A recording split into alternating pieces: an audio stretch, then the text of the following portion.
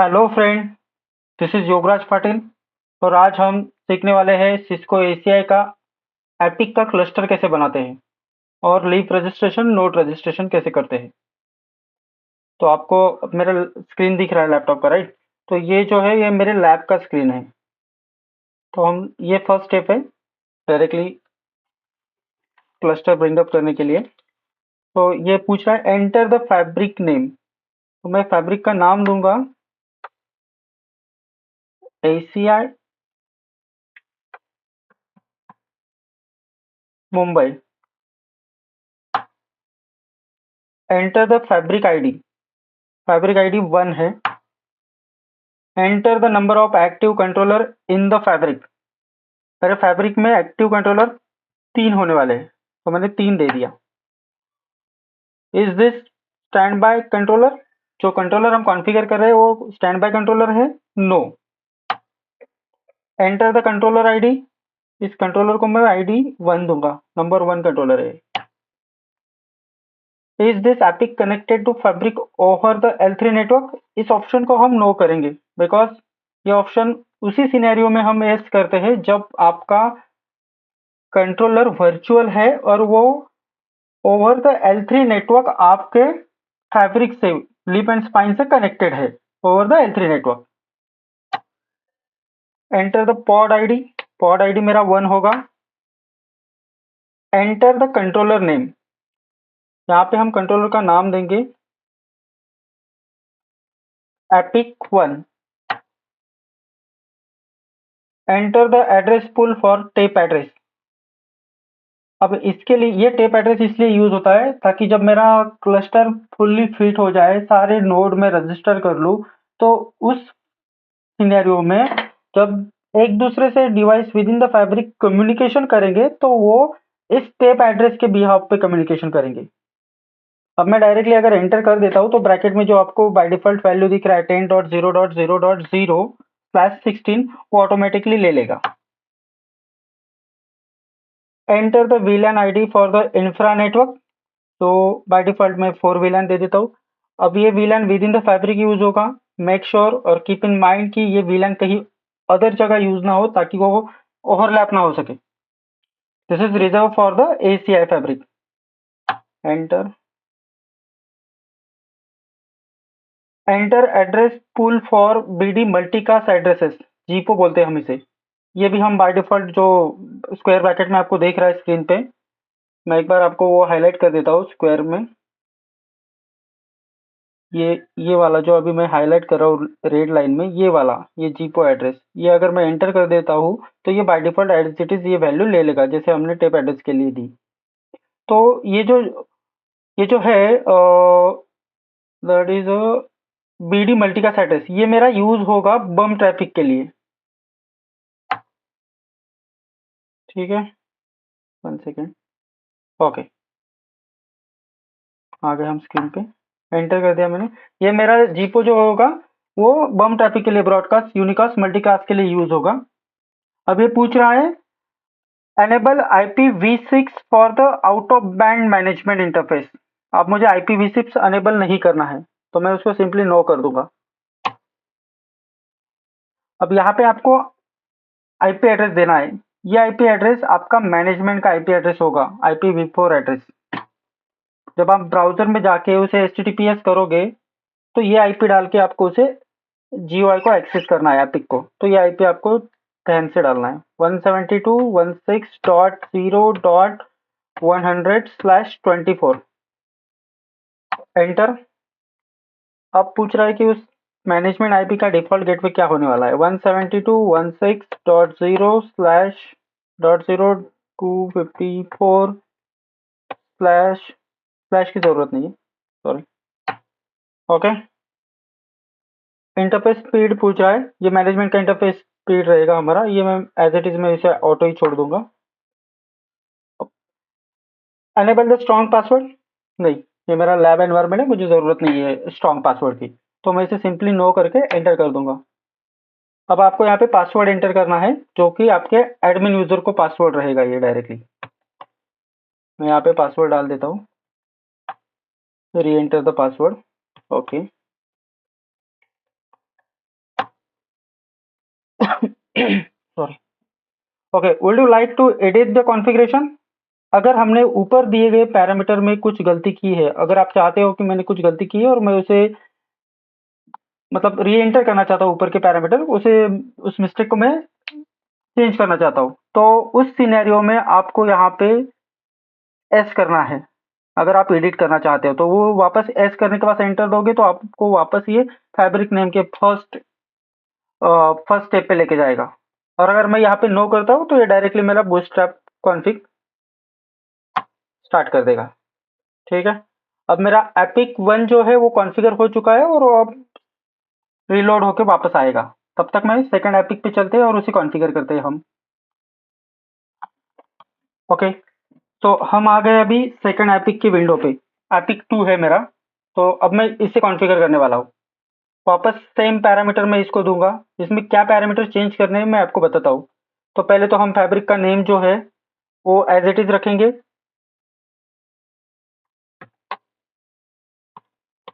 ACI Mumbai, enter the fabric ID 1, enter the number of active controller in the fabric 3, is this standby controller? No, enter the controller ID। अब ये parameter मुझे change करना होगा जो bracket में already आ रहा है, तो मैं इसे 2 दूं, सेकंड नंबर दूंगा। मैंने फर्स्ट एपिक को कंट्रोलर ID 1 दिया था, इसको मैं सेकंड दे रहा हूँ। Enter. Is this epic connected to Fabric over L3 network? No. Enter the pod ID. pod ID मेरा 1 रहेगा। Enter the controller name. अब ये कंट्रोलर नेम मैं वापस इसको epic 2 दे दूंगा। फर्स्ट को हमने epic 1 दिया था। Enter. Enter address pool for tape. तो बाय डिफॉल्ट यही ले रहे हैं हम। पहले को भी हमने यही कॉन्फ़िगर किया था 10.0.0.0/16। इंफ्रा VLAN बाय डिफॉल्ट यही लेंगे 4।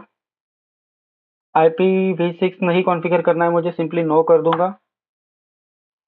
उसके बाद हमें कॉन्फ़िगर करना है सेकंड एपिक का मैनेजमेंट आईपी। ओके, तो 172.168.16.0 डॉट पहले एपिक को दिया था हमने 100, तो इसको देंगे 101/24।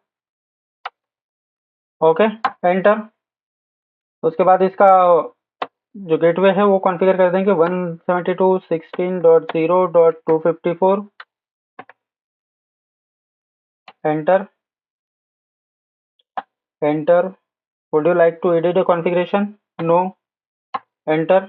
अब ये मुझे पासवर्ड नहीं पूछेगा, ये डायरेक्टली मेरा बूटस्ट्रैप कॉन्फ़िग डन कर रहा है। ठीक है, ये अपना रिबूट सेटअप होगा, उसके बाद राइट सैम कॉन्फ़िग वगैरह जो भी उसकी कॉन्फ़िगरेशन सिंक करेगा। ये इनफैक्ट ये कॉन्फ़िगरेशन जो है वो एपिक 1 से सिंक अप करेगा, पासवर्ड वगैरह ये जो चीज़ें हैं। ठीक है, अब इसमें थोड़ा टाइम लगेगा, तब तक हम थर्ड एपिक के पास जाते हैं, उसको भी कॉन्फ़िगर कर लेते हैं। अब आपको दिख रहा है ये थर्ड एपिक का विंडो है। अब हम इस थर्ड एपिक को कॉन्फ़िगर करते हैं। इसको मैं वापस फैब्रिक का नाम दूंगा ACI_Mumbai। Enter. Enter the fabric ID. Fabric ID 1 है। Enter the number of active controller in the fabric 3 है। Is this standby controller? No. Enter the controller ID. Controller ID मेरा 3 होगा। Is this APIC connected to fabric over the L3 network? No. Enter the pod ID. Pod ID 1 है। Enter the controller name. अब यहाँ पे हम डालेंगे controller का name. ये है मेरा एपिक 3। टेप एड्रेस डालना है हमें, एज इट इज लेंगे हम बाय डिफॉल्ट जो पहले 2 एपिक के लिए लिया था। तो सिंपली इसे हम एंटर करेंगे और ये जो स्क्वायर ब्रैकेट में आपको दिख रहा है वो टेप एड्रेस ले लेगा। Enter the VLAN for infra network. VLAN होगा 4। IPv6 मुझे एनेबल नहीं करना है तो नो कर देंगे। और अब हमें जो कॉन्फ़िगर करना है ये मैनेजमेंट आईपी होगा मेरे एपिक 3 का 172.168.16.0 डॉट 102 100 दिया था हमने फर्स्ट एपिक के लिए, 101 सेकंड और 102 थर्ड एपिक के लिए /24 एंटर। उसी का डिफॉल्ट गेटवे जो होगा वो कॉन्फ़िगर कर देते हैं 0.250 254 ओके। ऑटो रखते हैं, कॉन्फ़िगरेशन एडिट नहीं करना है और डायरेक्टली ये भी मेरा बूटस्ट्रैप हो रहा है। सेटअप नेटवर्किंग आ रहा है अभी। ओके, सेटअप नेटवर्किंग डन हो चुका है। अभी मेरा जो भी होगा फर्स्ट एपिक मेरा आ चुका होगा। अब हम सीधा ब्राउजर पे जाएंगे और ब्राउजर की विंडो में SSH करके देखेंगे अभी एपिक 1 को। एपिक 2 तो नहीं आएगा इतनी जल्दी, और उससे थोड़ा टाइम ज़्यादा टाइम, एपिक 2 से ज़्यादा टाइम एपिक 3 को लगने वाला है। HTTPS 172.116.0.100 ठीक है। अब मैं इसे एक्सेस करने के देखते हैं हम। ओके, एक्सेस तो हो रहा है, मतलब लॉगिन विंडो तो आ ही जाएगा। लगता है एपिक 1 जो है वो मेरा बूट होके आ चुका है।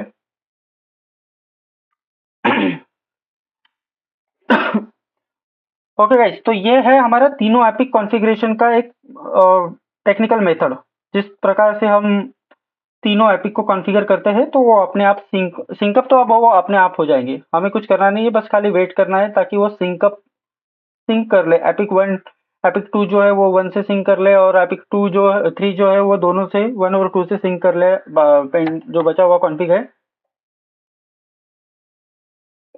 अब पासवर्ड डाल के इसको एक्सेस करके देख लेते हैं कि ये फुल्ली फिट है या।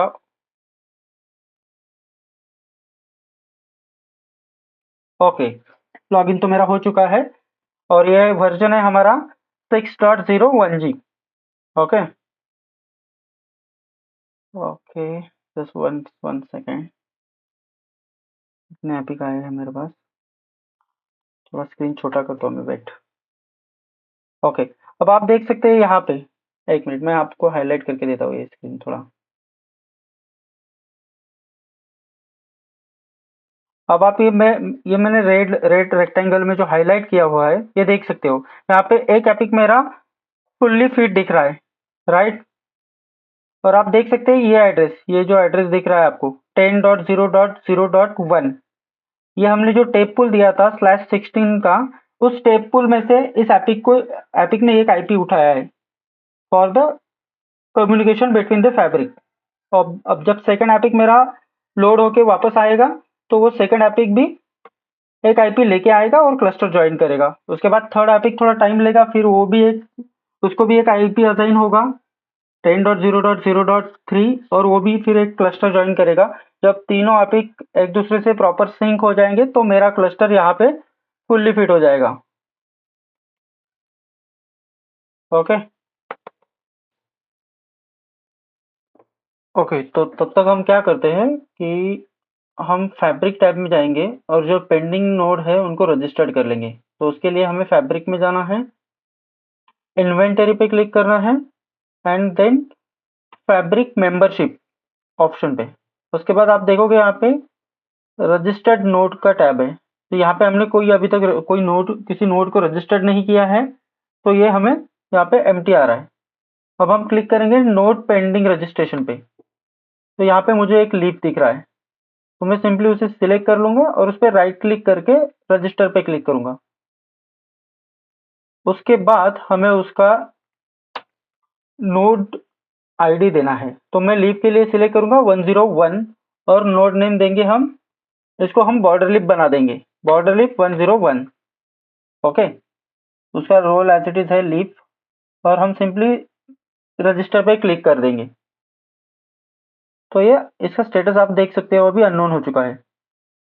तो ये रिबूट होगा और वापस फिर मुझे डिस्कवरी मोड में जाएगा और रजिस्टर्ड नोड टैब में आ जाएगा। सो आई थिंक ये 2 से 3 मिनट लेगा। एक्चुअली अगर आप रियल लाइफ में देखते हो तो ये कम से कम 10 टू 15 मिनट्स लेता है, बिकॉज ये लैब इन्वायरमेंट है तो यहाँ पे ज़्यादा टाइम नहीं लगेगा मुझे। बट एक्चुअल में अगर आप डेटा सेंटर में ये काम करते हो तो इसको कम से कम 15 से 20 मिनट जाते हैं रिलोड होके वापस आने में। तो आप देख सकते हो ये वापस यहाँ पे आ गया अननोन स्टेट में, और अभी ये फ्यू सेकंड में एक्टिवेट हो जाएगा, एक्टिव हो जाएगा। ओके, तो इसको अभी क्या क्या कनेक्टेड है वो हमें आगे डिस्कवर्ड होगा ऑटोमेटिकली। तो इससे जो दो स्पाइन वगैरह जो भी कनेक्टेड होगा, शायद मेरा सेकंड एपिक डिस्कवरी में आ रहा है तो इसलिए ये मुझे एरर दे रहा है। तो एक बार हम वापस डैशबोर्ड पे सिस्टम पे क्लिक करेंगे, डैशबोर्ड पे जाके चेक कर लेंगे कि सेकंड एपिक मेरा आ रहेगा। ओके, तो देख सकते हैं आप यहाँ पे नीचे बॉटम में कि मेरा सेकंड एपिक क्लस्टर ज्वाइन कर रहा है, बट वो अभी फुल्ली फिट स्टेट में नहीं है। अभी वो डेटा लेयर सिंक्रोनाइजेशन हो रहा है उसका। ठीक है, data layer synchronization in progress दिखाएगा। तो तब तक हम वापस लीप रजिस्ट्रेशन पे जाएंगे। ओके, तो इसको एक बार रिफ्रेश करते हैं। लोड हो रहा है शायद।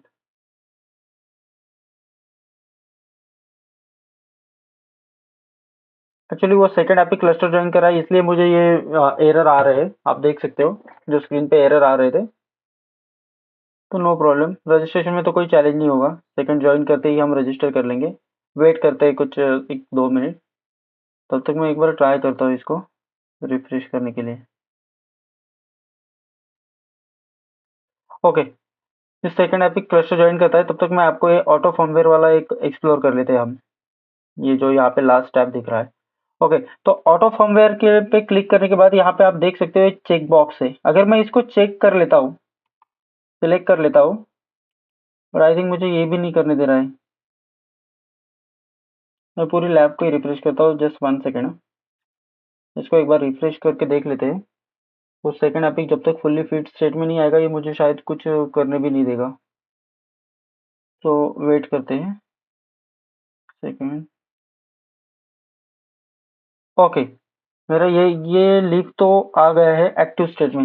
एक बार मैं क्लस्टर का स्टेटस क्या है वो भी देख लेते हैं सिस्टम पे डैशबोर्ड पे जाके। अभी भी ये दिखा रहा है data layer synchronization in progress में ही है। ठीक है, ओके ओके ओके। अब आप देख सकते हो कि दोनों एपिक मेरे फुल्ली फिट आ गए। ओके, तो अब हम क्या करेंगे, हम नेक्स्ट स्पाइन को रजिस्टर्ड करेंगे, जो स्पाइन मुझे डिस्कवर हुए है ना, क्योंकि उन स्पाइन से मेरा एक थर्ड लिप कनेक्टेड होगा और उस थर्ड लिप से मेरा एक एपिक कनेक्टेड होगा। तब जाके ये डिस्कवरी, तब जाके मेरा क्लस्टर फुल्ली फिट होगा। ओके, तो अब मैं स्पाइन को रजिस्टर कर रहा हूँ। राइट क्लिक करके रजिस्टर पे क्लिक करना है और उसको नोड आईडी देना है। मैं स्पाइन के लिए नोड आईडी यूज करूंगा 201, और स्पाइन का नाम भी देंगे हम SP-201 और रजिस्टर कर देंगे। सेकंड स्पाइन रजिस्टर करेंगे, राइट क्लिक रजिस्टर्ड, इसका नोड आईडी देंगे हम 202 और उसको नाम देंगे SP-202। एक बात आपको यहाँ पे याद रखनी है, अगर नोड आपने एक बार दे दिया और लीफ रजिस्टर हो गया तो उसके बाद आप नोड आईडी चेंज नहीं कर सकते। नाम भले ही आप उसको एडिट करके वापस करेंगे, बट नोड आईडी यूनिक है, उसको आप चेंज नहीं कर सकते। अगर आपको उसे चेंज करना है तो डीकमीशन करके फैब्रिक से उसे रिमूव करना पड़ेगा, वापस आपको उसको डिस्कवर करना है, और फिर आपको जो है उसको नोड आईडी देना है वो दे सकते हैं। मतलब आपने एक बार एसीआई में कुछ भी असाइन कर दिया तो वो चेंज नहीं कर सकते। ठीक है, हमने इसको भी रजिस्टर्ड कर दिया है दोनों को। एक बार रजिस्टर नोड पे चलते हैं और देखते हैं। ओके, मेरा एक स्पाइन इनएक्टिव हुआ है, मतलब ये रीलोड होके वापस आएगा और ये फ्यू मिनट्स में, अभी फ्यू सेकंड में एक्टिवेट हो जाएगा। ओके ओके ओके, तो ठीक है, जब तक ये शायद एक्टिव हो चुका है। ओके, मेरा एक स्पाइन अभी एक्टिव स्टेट में आने वाला है, बट उसने नेक्स्ट लीफ को डिस्कवर कर लिया है। तो अब मैं इसको इस लीफ को डिस्कवर कर लूँ, मतलब रजिस्टर कर लूँगा। राइट क्लिक करेंगे हम इस पे, वापस इसको रजिस्टर पे क्लिक करेंगे और लीफ का रजिस्ट्रेशन नोड हमने नोड दिया था 102, फर्स्ट लीफ को हमने दिया था 101 और इसको भी मैं सेकंड बॉर्डर लीफ बनाऊंगा, बॉर्डर लीफ डैश 102 और सिंपली इसे रजिस्टर कर लेंगे। अब इस लीफ से जो मेरा थर्ड एपिक कनेक्टेड होगा वो मुझे डिस्कवर होना स्टार्ट हो जाएगा। अगर आप देखोगे, एक बार इसे एक्टिवेट होने दो तो मैं आपको दिखाऊंगा। पहले देख लेते हैं सिस्टम पे, डैशबोर्ड पे जाएंगे और अगर आप यहाँ पे देखोगे तो मुझे आप अभी आप जब देखोगे तो यहाँ पे दो ही एपिक फुल्ली फिट स्टेट में है। ओके, तो जब मेरा ये थर्ड लीफ रजिस्टर हो जाएगा, एक्टिव हो जाएगा, तो थर्ड एपिक मेरा डिस्कवर हो जाएगा।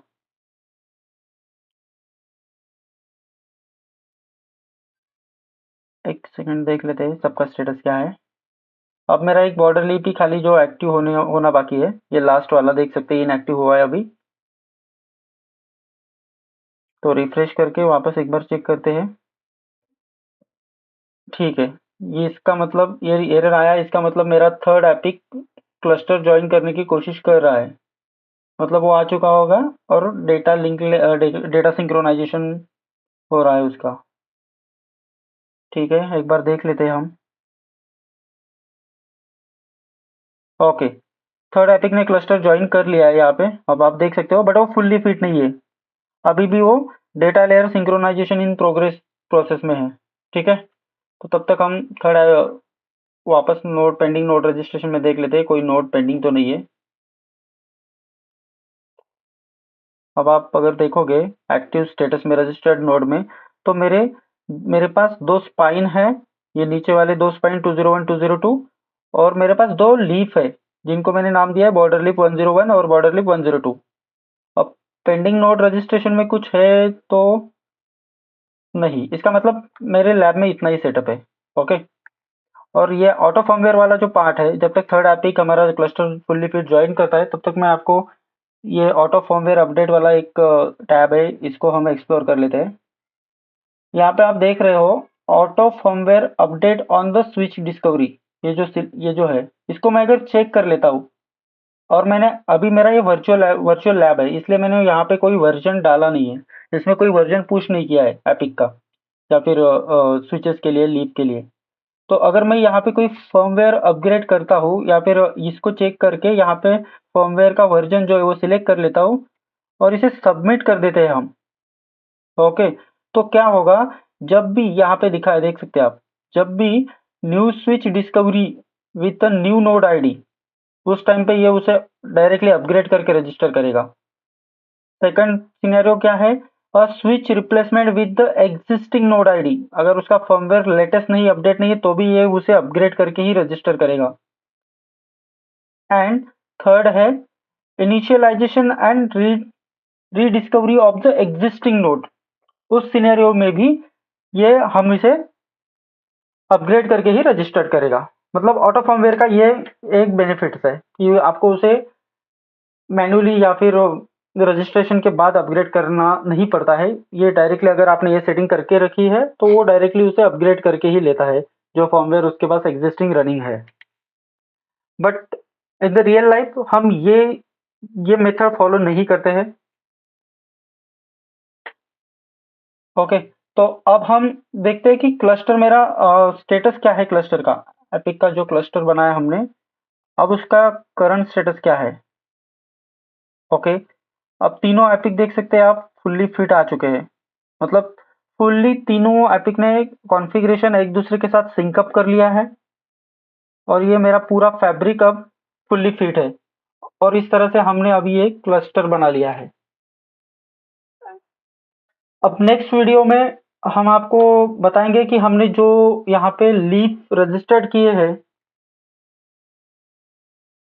फैब्रिक पे जाना है, फैब्रिक के बाद हम फैब्रिक मेंबरशिप पे जाएंगे और मेरे पास ये जो चार डिवाइस मैंने रजिस्टर किए, दो स्पाइन दो लीफ, इनको हम आउट ऑफ बैंड के आईपी कैसे कॉन्फ़िगर करेंगे, उसके बाद अपग्रेड कैसे करेंगे, एट अ टाइम सारे अपग्रेड कर सकते हैं या ग्रुप वाइज करेंगे, प्रोडक्शन में करेंगे, नॉन प्रोडक्शन में करेंगे, ये सब हम नेक्स्ट वीडियो में डिस्कस करेंगे। ओके, तो आज का सेशन हम यहीं पे कंक्लूड करते हैं। Thank you.